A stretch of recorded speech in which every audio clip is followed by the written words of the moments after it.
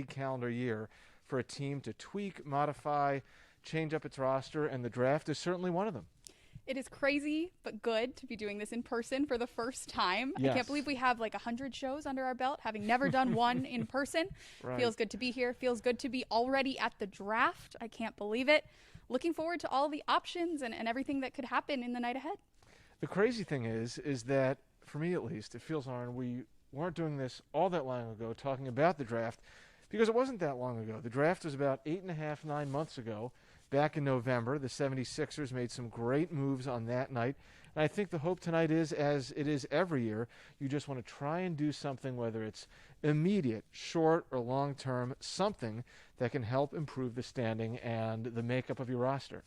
And we're going to get into this in depth in just a moment. But the Sixers, of course, tonight hold picks number 28, 50, and 53. And those are areas that the team has found a lot of success in over the last few years. So just because those picks aren't necessarily at the top doesn't mean that the team can't find some gems tonight as they have over the last few years. So as far as where we are here at the 76ers training complex, there's two buildings on the campus here in Camden. There's one that the business folks are in, and there's another building where all the basketball operations takes place. That's where we are right now. Across the way from us is where the team has its practice courts. Behind us is where some of the locker rooms are. Above us is where the general area of the war room is, and that's inside where what we call the players' lounge here at the training complex. So I don't know, maybe if we cup our ears enough, if we listen loud enough, we might be able to hear a few things, some excitement, some let's go, let's get ready.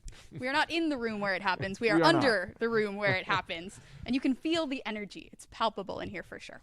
It is. It's great to see people milling about in here, whether it's executives, basketball management, coaches. It's just nice to, be back in the building first and foremost, but also just to see some familiar faces back again after a few weeks of being off. There's a buzz in the building, and it's because of all the people that are here. Really excited about the night to come. All right, so let us set the scene, because the Sixers, they've already been active today, Lauren, as we know at this point in time, adding to their collection of picks for tonight. Daryl Morey making a trade earlier today. The 76ers acquiring the 53rd overall pick. That, of course, is in the second round for cash considerations from the New Orleans Pelicans. Very exciting. It gives the team more options, certainly, with when it comes to picks or what you choose to do with them. Looking forward to seeing what ends up going down, because last year the picks were in pretty similar places, and we ended up with three pretty stellar prospects on this Sixers squad. And, of course, as we said, there are 3 total picks that the 76ers have at this point in time. The draft does begin at the top of the hour at 8 o'clock at Barclays Center in Brooklyn. And I think something that you alluded to, Lauren, is that the Sixers, over the last couple seasons, as the success of this franchise has improved, they've done really well making savvy, solid, productive picks in the latter stages of the first round and also in the second round as well. No doubt about it. Look no further than the 2020 draft, where, of course, the Sixers found Tyrese Maxey at number 21. And then later on, Isaiah Joe and Paul Reed, both of whom showed a lot of promise with the G League Bluecoats and with the Sixers this season. So it'll be cool to see what the team does with some similar options tonight. And I think for the Sixers, this is also an opportunity for player development, a chance to possibly get picks there. And we've seen lots of success stories there, not just with the Sixers, but in the G Leagues with the Delaware Bluecoats as well. Well, Paul Reed, I think we can start talking about him now. The G League Rookie of the Year and MVP. He averaged a pretty big-time double-double during the G League bubble this season. And as we've said, really cool to see somebody in the 50s in the draft in the second round be as successful as he was as a rookie. And I think, what we are going to do here tonight is we're not going to speculate too much about what type of pick or this, that, the other thing. I mean, I think that right now all we can do is really talk about what's factual, what we know. We know the Sixers have their 3 picks, and also what we're hearing about the makeup of this year's draft as well. We know that as far as potential superstar talent, there might not be a ton of depth. At least that's what the experts are saying, that it's not deep in terms of future bona fide superstars. But I think it does look like there's depth where you might be able to get some rotation players. And right now, if we take the picks on surface value as far as the Sixers and their roster makeup, it looks like that's what they need, just trying to add some rotation players. add some depth, and as is the case with every draft, a great opportunity to do just that, like you said, Seltz. And a name we haven't mentioned yet, Mr. Daryl Morey, who is in the building, of course, and getting ready to do what he does best. So when you have a guy like that at the helm alongside a guy like Elton Brand, you got to feel good about what your team's going to be able to do on a night like tonight. And I think the fascinating thing is now we're going to be taking a look at this for Daryl Morey, with him being in control of basketball operations for the Sixers for essentially, the full calendar cycle of a season. He hasn't been here a full year yet, but of course, remember last year he was with the team for not even 3 weeks essentially before the draft. He was still able to do what he did, and he was with Houston. It's not like he didn't know what prospects were out there and what players were good or could be productive, but he didn't have the scope or the lens of looking at this particular franchise, the Sixers, for a full league year, and now he does have that. No doubt about it. Experience only adds to more, but look, Daryl Morey has plenty of experience, whether it's with the Sixers or prior with the Rockets or the Boston Celtics. He's been really successful. I know I just said it, but on nights like tonight. The day after the 76ers season came to an end, Daryl Morey met with the media. So here's a soundbite from that when he was asked about the draft. I believe in our scouting staff. I believe in our coaches' ability to develop these players and put them in good roles. And it's a pretty deep draft in that range. So, if we keep the pick, frankly, I'm someone who likes to move up, move down, optimize the draft. But if we stay with that pick like we did last year, I feel good about the players that would be available, yes. I think that, Lauren, one of the neat things about draft night is that as far as the people who assemble in the building, typically you get members of the scouting staff, the coaching staff, the personnel department. They're all here together because this is a reflection of not just the last several months' worth of work, but there are people in the scouting department who have been gathering intelligence on prospects for multiple seasons, for years, trying to figure out who could make a right fit for this organization. And this is the night where all this intelligence gathering comes together. It's a culmination of a ton of hard work. And I think for me, I'm not going to speak for you, but I think for you and I, when the playoffs end, it seems like the draft comes up so quickly. And for us, it kind of does. But for these guys, they've been preparing for this year, last year, as long as these prospects have been prospects. They've been on the Sixers' radar, and it all comes to a head tonight. And if we take a look back at the last couple seasons, something that I think is a recurring theme is the Sixers have been very savvy and productive with their picks late in the first round and in the second round as well. As we take a look at a little bit of the timeline for the 76ers and what they have done in recent years, we can start as recently as 2020, this past November, when they landed Tyrese Maxey, Isaiah Joe, and Paul Reed. Three guys that bring very unique skill sets, or at least among the three, very different skill sets. And we got to see, of course, some more than others, but we got to see some really cool signs of promise from all three of those young guys. This is something you and I talk about a lot. Wow. That we talk about a lot. We talk about it. We do, indeed. This is something that we talk about a lot, but when you come into a good team, a contending team like the 76ers as a rookie, you're facing an uphill battle. And those three still found a way to make their mark, to gather some fans, to turn some heads, even competing over minutes in a way that they might not have to on a team that's not competing at as high of a level. Tyrese obviously was fantastic, had a couple really big energizing performances in the postseason. Paul Reed, cult favorite, maybe beyond a cult favorite for the fans, doing his thing in the gubble, as we like to say, and just everyone, it seemed like, really was excited from the fan base to see him get out there and get some minutes. And it's funny looking back at Isaiah Joe this past season. He got a couple games in the gubble with the Bluecoats, time here and there with the Sixers, but I still left the season with a generally good impression, and just also more than anything that, Lauren, intrigue surrounding Isaiah. I really want to see more of Isaiah, and hopefully the next few weeks ahead in Summer League presents that opportunity. If I may, I'll add a little anecdote about Isaiah Joe, someone who we didn't see a ton of on the court with the 76ers this season, but behind the scenes, we know he was putting in a ton of work. We learned, of course, about the big energy chain when Joel Embiid wore it out on the court during the playoffs, but Isaiah Joe won the big energy chain twice in its first two opportunities. So he's someone that's really been putting in the work behind the scenes, making the most of any opportunity he gets, whether it's under the bright lights or behind the scenes. Really cool to hear that he's been putting in that much work on a regular basis. We could pull up the full screen one more time, producer extraordinaire Ryan Coletti. Just looking back also at, let's go to 2019 now for the Sixers. Matisse Thybulle, top 10 player in the NBA with the 20th pick. And then Mariel Shayok, who I think it's not too long ago, we can all remember, he led the G League in scoring. He was a promising prospect, someone who the Sixers had on the radar for a bit. And then the year before that, 2018, Landry Shamet, who reportedly is on the move again, and Shake Milton. So I look back at the last 3 years, Lauren, and for a team that's in contention, whether it's for division titles, conference titles, an NBA title, the Sixers, I feel, have a lot to show for their draft picks, whether it's guys who are still here contributing or guys like a Landry Shamet, who they moved as a piece to acquire someone else who is contributing here. And went on to contribute elsewhere. And I think it's certainly worth noting, if we haven't emphasized it enough, that of all those productive picks that you just mentioned, the highest of the bunch was Matisse Thybulle, picked 20th. So this is a team that has experience selecting and selecting well beyond the lottery and late into the draft, and they've done it over the last few years very consistently. If you look back to 2020, this past November, Tyrese Maxey, I think, ended up going lower and later than many people thought. But then there's the case of Matisse, which I think really displays and showcases the savvy of the front office and of the scouting department. Because if you remember back then, it was pretty much the Sixers which had the beat on him, and then they made the trade with the Boston Celtics to make sure that they were in position to get him. So I think that's the stuff about the draft that I love, where you marry the eye and the keen analysis and observatory tools of the scouting department with the ability of the front office to make moves to go up and get a player that the scouting staff is really lobbying for and advocating for.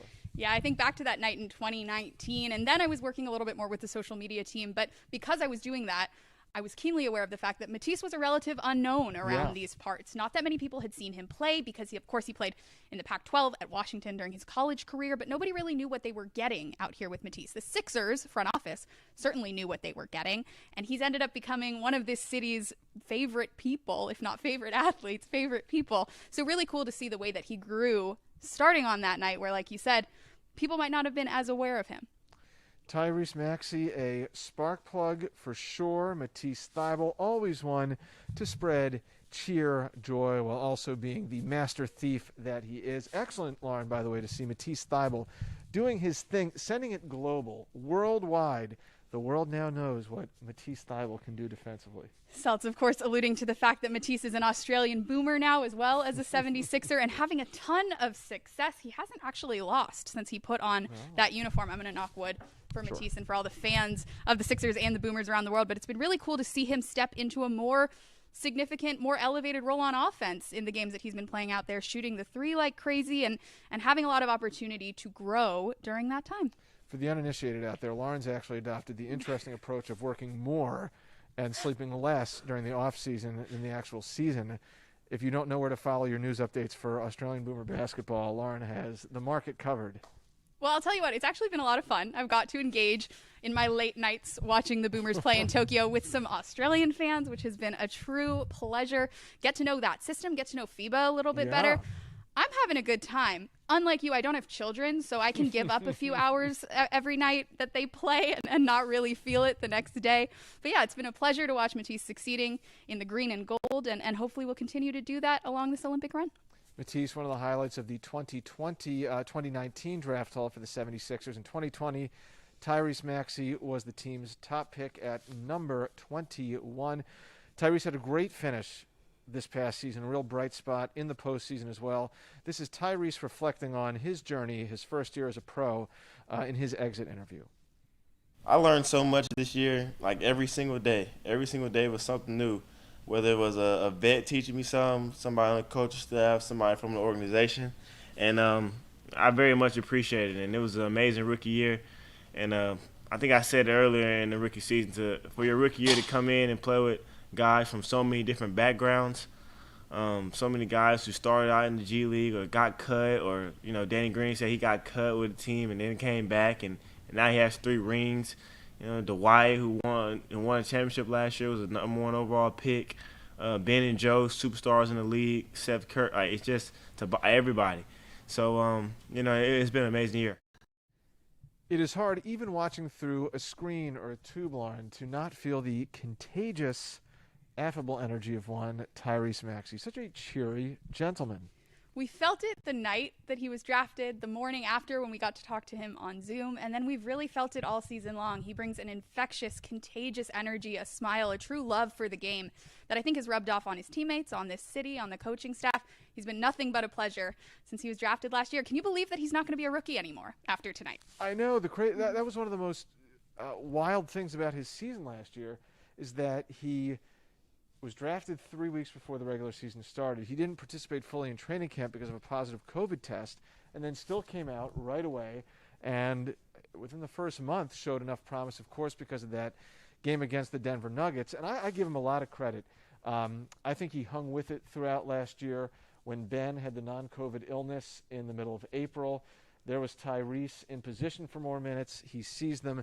And I think by the time the playoffs ended, there were few players who got as hearty an ovation as Tyrese did in the center when he checked in. It was really nice to see. When I think about Tyrese's first season, I just think about how unafraid he was in every opportunity. No matter how many games in a row he had spent on the bench, he came in strong, he came in determined, he came in unafraid of whoever the opponent was. Loved watching him play in that 39-point performance against Denver. And then, of course, rising to the occasion in the playoffs where the lights have never been brighter for a lot of the guys on this team, even the veterans. And so it was really cool to see Tyrese really embrace every opportunity he was given. Tyrese these days, he's the man about town, especially in the provincial area of South Philadelphia. Look at this. Love it. Throwing out the first pitch last weekend. And I believe we're going to get to see some behind-the-scenes content. So if you're watching along with us now, maybe that's a little tease for what's to come, getting to see what Tyrese's day was like as he got to spend it with the Phillies. I can't quite get over the new look of the Fanatic, but Tyrese, you know what? That's not a bad first pitch. I think he nailed it. He did way better than I would have been able to do. No question. No question. Got a little bit of a windup as well. A good look for Tyrese Maxey. So Tyrese, we know, set the stage for a promising, auspicious 2021-2022 season. I think you can say the same about Paul Reed as well. Of course, made his biggest impact in the G League bubble with the Delaware Bluecoats on their run towards a title game. But he also made some hay when he came back with the Sixers when he got in, Lauren. I think that was one thing, to be quite honest, that I wasn't entirely expecting, that when he got in with NBA minutes, he was able to hold his own and do his thing. Well, that same unafraid spirit that we applied to Tyrese can certainly apply to B-Ball Paul as well. Every time he came in, you could tell he was really relishing the opportunity, but then playing some impressive basketball. He had more than a few really awesome highlights this season, blocks, dunks, you name it. Really cool to watch him take advantage of the opportunities that he was given. We know where B-Ball Paul is going to be this offseason. He's not in the mud. He's going to be in the gym. Oh, yeah, I was just talking to one of my coaches about this. What I really want to focus on a lot is, my passing ability, my shooting ability, just being more consistent and, getting stronger, being able to finish around the rim against bigger players, moving guys out the way with these new muscles I'm finna have. Stuff like so that's how I want to get better at. And then my explosiveness too, like getting more bouncy, more athletic. In addition to some Fina muscles, what else is on the horizon, Lauren, do we think, for Paul Reed? Some behind-the-scenes content, I believe, from Studio 76. So again, if you're watching along with us, make sure you're following the Sixers on all their platforms because we have a really cool feature about Paul Reed that's going to be coming out soon enough. Really looking forward to seeing maybe what he could do in a summer league performance in a couple weeks, and then growing into that person that he says he's going to be in his sophomore campaign. Yeah, and the cool thing about summer league is, depending on the makeup of the roster, we'll probably get an opportunity to see Paul try out some skills that the Sixers are curious about. That's not to say that they would be implemented in a regular season situation, but that's one of the nice parts of summer league. You can try some things out, put guys in different spots, see how they function in a live game action simulation, all that good stuff. You have to imagine it'll be not too unlike the experience Matisse is having with Australia, getting to play a little bit more of an expanded role, be one of the perhaps leaders on both ends of the floor. I see that same type of opportunity coming for Paul in Las Vegas in just over a week. There was a lot to dissect when the 76ers season ended after that second-round loss to the Atlanta Hawks, but one thing that it sounded like Doc Rivers was certain about, the promise surrounding a couple of his young prospects in Tyrese Maxey and Paul Reed. Yeah, I'm not going to get in what I would need him to work on, but I can tell you I'm not worried about him working. There's nobody that outworks him. Actually, him and B-Ball, Paul, are the two hardest working kids, two hardest working young guys that I think I've had in my coaching career. And that's saying a lot. They just work and work and work. And so I think my sit down with Tyrese will be tomorrow, and with Paul. I've met with a couple other guys today where we go over all that. But his improvement obviously will be quickly because the way he works. I'm not that concerned with him. Doc Rivers, obviously a crucial member, Lauren, of the 76ers Brain Trust, all of which are assembled inside the building that we are right now here at the 76ers Training Complex in Camden, New Jersey. We are in a room that is directly below where the war room is going to be on the second floor. Daryl Morey's name tag, all set, ready to go. His second draft at the helm of the 76ers Basketball Operations Department. And his right-hand man, Elton Brand. Good to see EB around these parts. Love EB. Just another guy who brings the good energy. I will say this building is certainly buzzing with good humans, and it's been really good to be back in person with all of them. Looking forward to seeing what Daryl and Elton are able to do in their second draft together. And the first one, like you mentioned at the top of the show, they had only had a couple of weeks on the same staff. They had only had a couple of weeks getting to know each other, and now they've had a full year under their belt. So if they were as successful as they could be with very little preparation, at least together, looking forward to seeing what they can do tonight.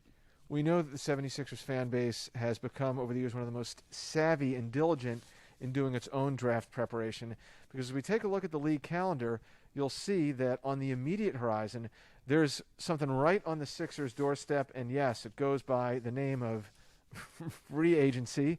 The negotiating window begins at 6 p.m. on August the 2nd, then the signing period on August the 6th, which is next Friday, and then there's Summer League. The 76ers actually leaving next week to head out to Las Vegas to get ready for Summer League.